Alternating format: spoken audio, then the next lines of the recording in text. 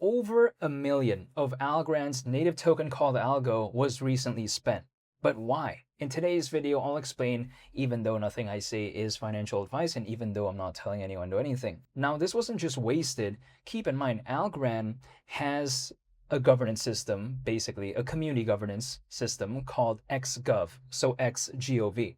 Now, the thing is, on there, ALGO holders, they can participate in governance and vote on proposals, but they actually did something pretty cool. So allegedly, it was reported that over 1 million ALGO was allocated through community voting. And what happened was ALGO XGovs just funded 9 ecosystem proposals retroactively.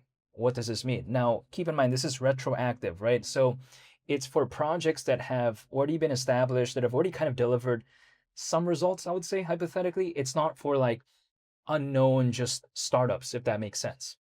So it's a little bit different. So this was done retroactively. So I think this is smart because they're actually putting more into projects that have actually showcased something, which I think is awesome, because if these projects, they get more funding, let's say whatever they're doing gains traction, it could only just elevate Algorand moving forward. But keep in mind, this is not in terms of the dollar amount. Keep in mind, again, this is in terms of over 1 million ALGO.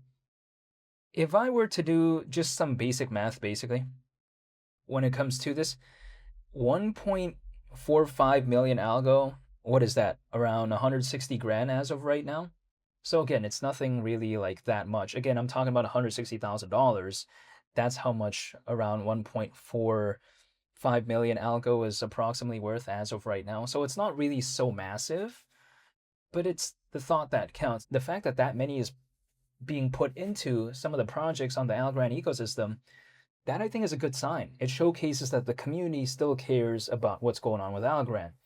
Now, when it comes to these projects, it's again across 9 projects. Now, when it comes to these 9 projects, are they that popular? No, not really. I mean, the most popular one is Confio, and I believe I've talked about that before in the past. Now, this is like a app basically that's focused on Latin America, and it makes it allegedly easier for Web2 users to onboard onto Algorand. So that's pretty cool. Again, I think I've talked about Confio in the past, but the other ones I've never heard about it at all. You know, like for instance, the reward suite, there's something called post-quantum accounts integration. Okay. Yeah, I mean, a bunch of things I've never heard of. There's also something called Cosmic Champs, or should I say Cosmic Champions? Whatever that is. Oh, it's a game.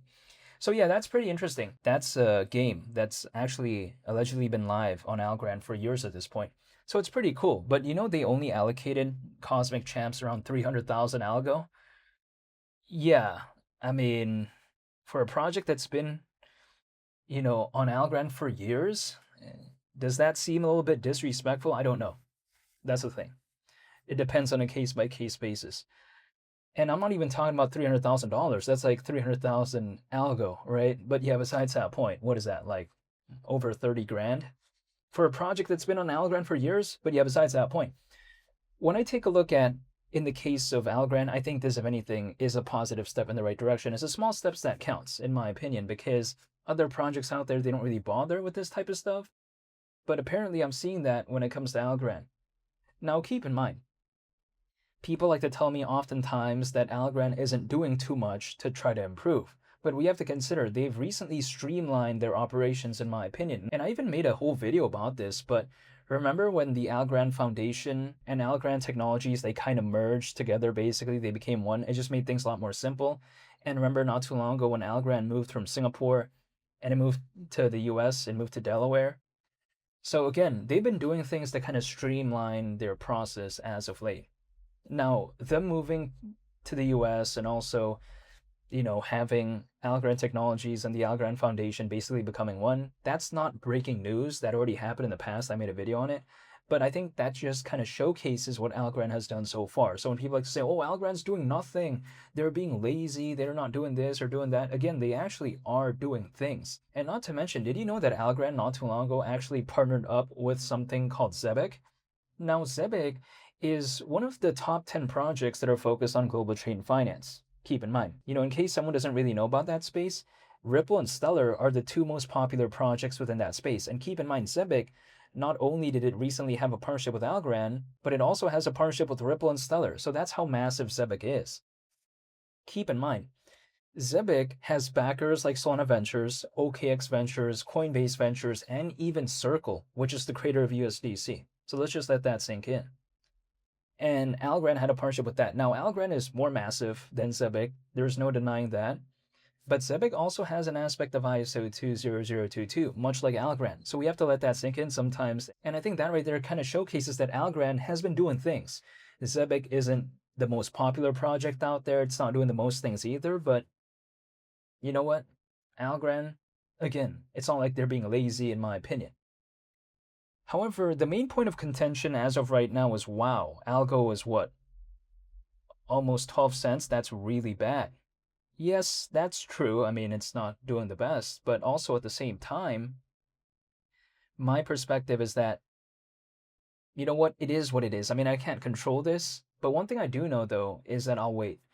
And one thing that I do know as well is that just from what I can see from when it comes to the charts, ALGO is actually around 4 times lower than where it was compared to January of 2025. That's kind of ridiculous. So in January of last year, ALGO was basically over 4 times higher than where it is as of right now. And again, that may sound like a bad thing, but if we ask some legends in the stock market, I don't know if they think the dip is a bad thing. You know, the dip could be viewed as in two ways, right? It could be viewed as a negative thing or a positive thing. Now, the negative thing would be exiting, of course, because if the charts are low and people are exiting, then of course it's not necessarily the best. I don't know, right? This is just hypothetical. But at the same time, for dollar cost averaging reasons, I don't mind the dip, if that makes sense. Because when it comes to, let's say, Warren Buffett, I'm pretty sure he likes the dip. Take a look at Berkshire Hathaway acquiring Apple stocks, and take a look at when Warren Buffett first believed in Coca-Cola. They were way lower than where they are as of right now. So the thing is, when people like to say, oh wow, the dip is so bad, well, it depends. It could be viewed as a positive thing or a negative thing. It depends on the individual. But personally, for me, I don't mind because I actually like Algorand. Now, does Warren Buffett always get it correct 100% of the time? I don't think so. I mean, if we take a look at it historically, back when a lot of people were leaving newspapers, a lot of people were kind of bailing, Warren Buffett basically like doubled down, which was kind of a bad idea in hindsight, right? I mean, that is kind of a case where believing too much in the dip probably wasn't a good idea because probably he was like, oh wow, newspapers, they're dipping. Let's care about that. You know what? Newsflash, hindsight, that was a really bad idea. But again, if we take a look at the track record of Warren Buffett, him believing in the dip so far, it hasn't necessarily been such a bad thing. Sure, the newspapers one kind of flopped, but Coca-Cola and Apple, it didn't flop, right? So it depends. However, that's why I never just want to believe in one project. But again, the reason why I like Algorand is because it's one of the most popular layer 1 blockchains out there. It's ranked currently 59th in the world in terms of market cap within this space. And also in terms of the amount of holders, it's still pretty impressive. Algorand, again, is considered by many to be one of the top layer 1 blockchains out there. So I like its established nature, and I'm just staying patient. I'm only, dollar cost averaging once every approximately 30 days, but that's all I'm doing. I'm not telling anyone to do anything though, but seeing recently how Algorand announced that XGovs just funded 9 ecosystem proposals retroactively, which I already went through, in the beginning of this video, but I'm just saying it to close, my idea, I guess, when it comes to that. I thought that was just pretty impressive, and I'm looking forward to see what Algorand maybe does moving forward. So hopefully y'all stay tuned for future upcoming updates. It's Mali the Captain. Thank you for watching. I greatly appreciate it. I'm out. Peace. Bye.